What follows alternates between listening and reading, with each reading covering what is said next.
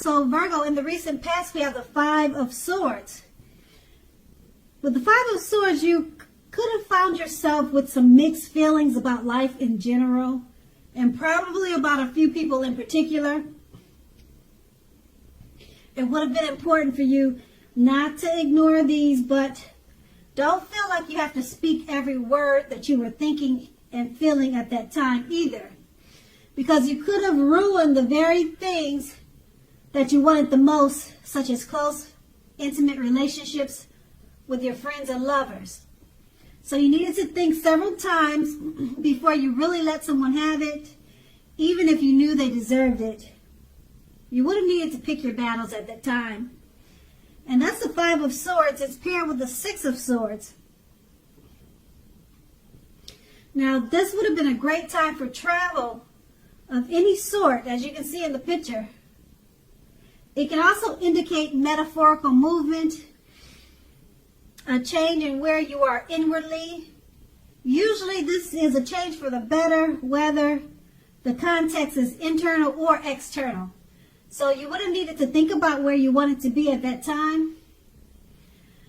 Now, the Six of Swords shows at least a slight reduction in stress and strain. Things may not be perfect, but they're going to be better than they have been in the recent past. So you should have taken this time to get your head above the water and decide where you're going from here. Even short breaks or change of scenery would have been helpful to you at that time. And just keep in mind, it wouldn't have had to cost a lot of money. Could have been just walks around the park. Just something simple that involved movement and probably exercise. Or exercise or travel. And so that's the recent past. Now let's move on to the present. We have the Six of Cups. Now this card, it's about nostalgia.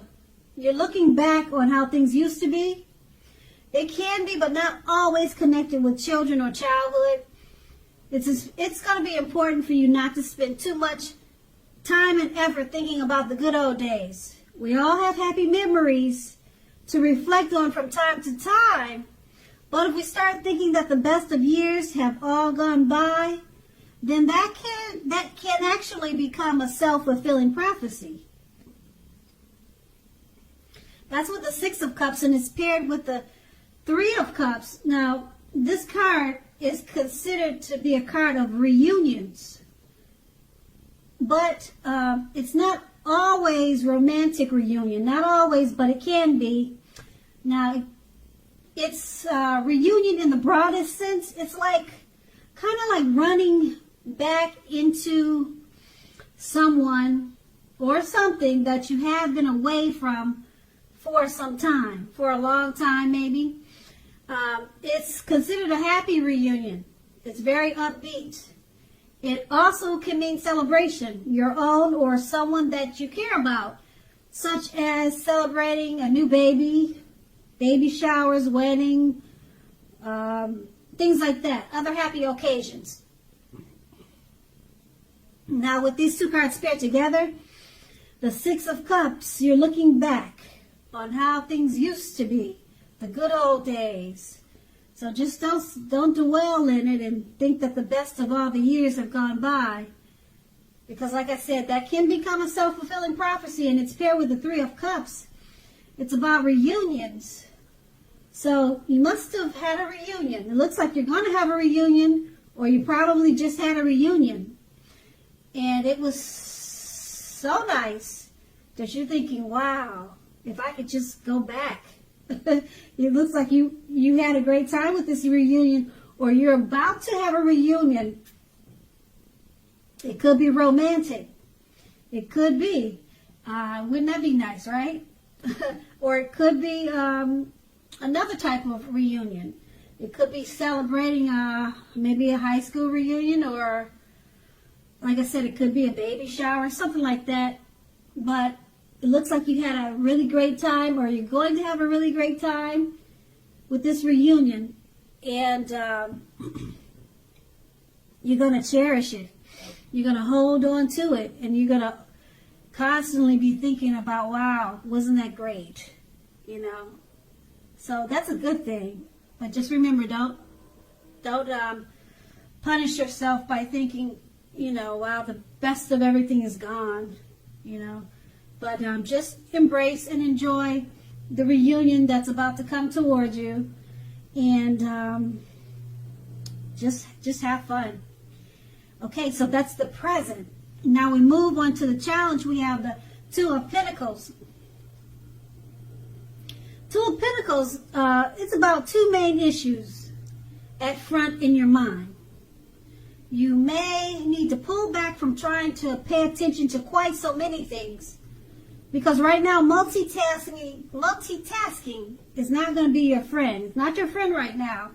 You'll probably have to cut down on things that you're doing in order to focus on, let's say, two main things, two main priorities. Your financial situation, it probably needs to be more balanced. The Pentacles are that's money. And you see how he's trying to balance those two Pentacles? So it's, you see in the picture, he's trying to balance them out like he's juggling, and he's got to level it out. So your financial situation, I'm showing that it may need to be more balanced. Be sure that you're paying more attention to that. Okay, so that's the Two of Pentacles. It's paired with the Page of Pentacles. Now, the Page of Pentacles is about boredom. You could be tempted to say or do things to shake things and people up just for a little excitement. You want to rethink that impulse at this time. Find a better use of your energy.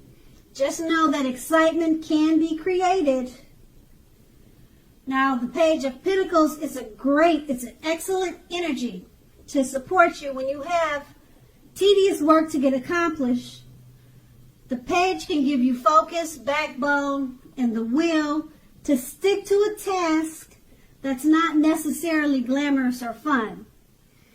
So with these two cards paired together, the Two of Pentacles, you need to balance your finances. Balance your finance, balance your dividends, balance your money. Multitasking is not your friend now. So cut down on that and then focus more on probably your finances. That's what this card is pretty much about, like I said. And then because it's paired with the Page of Pentacles, okay, are you trying to shake things up for some fun and excitement? Or are you thinking about it? Because that's what the Page of Pentacles is showing. Whereas you should be more focused on your finances. So you want to use that energy. You're going to have a lot of energy with the Page of Pentacles. And it's saying that you need to rethink the impulse to find a better use of your energy. Even if you're not thinking of shaking things up to help you with your boredom and give you a little excitement. If you're not thinking about that, you just need to focus this energy. You're going to have a lot of energy, and it's going to be a great energy to get tedious work done that you've been probably putting off. It's a great energy to use for that, and it gives you backbone and will to stick to tasks that's not fun, that you've been putting off. So use that energy that you're going to have with the Page of Pentacles and forget about shaking things up and focus on the finances with the Two of Pentacles and focus on getting tedious work accomplished. And that's going to be the challenge. Now we move on to the outcome. We have the Knight of Pentacles. Now this card, it points to messages, often with regards to money and finance, but it could go either way. You are likely to finally maybe receive news. Well, yeah, with this card, it's about receiving news. It's messages. Okay, so you should be receiving news that you've been waiting on. This news is going to be good news because the Knights, it's a very practical card. It tells you to pay attention to the mundane and normal parts of your lives. You probably heard the saying before that if you take care of the little things, the big things will usually fall into place. Well, that's what the Knights is speaking about. It asks you to look at how you're handling your affairs, and it's a very groundling influence. That's the Knight of Pentacles, and it's paired with the Nine of Swords.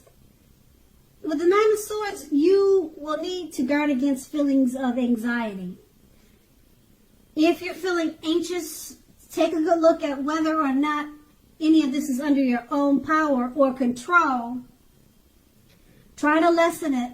Try to lessen it. Or if other things or people in your life are contributing to this anxiety, you need to find out, okay? If it is because of people, take a look at that and see whether or not something in the relationships can be changed to make it more workable for you. There's something about this time period that causes people to feel like their life should be in some way or more bigger than it is. So what you need to do is try to take comfort and joy in the ordinary things. That's where the beauty really is. With these two cards paired together, the Knight of Pentacles, it's about messages. Good news messages. It's coming in. It's coming to you. Okay? It's going to make sure that you focus on the mundane and normal parts of your lives. That's another thing that you should do. Okay, with this Knight of Pentacles. But your finance and money is probably a part of the news. So I wish I could tell you what the good news was, but all I know is with this card, the Knight of Pentacles, it's a good news message coming in, and it could be about money. Okay, Pentacles are it's money. Pentacles always stand for money, and that's not a bad thing. That's a good thing. And then it's paired with a Nine of Swords. So there's going to be some anxiety in regards to this good news. So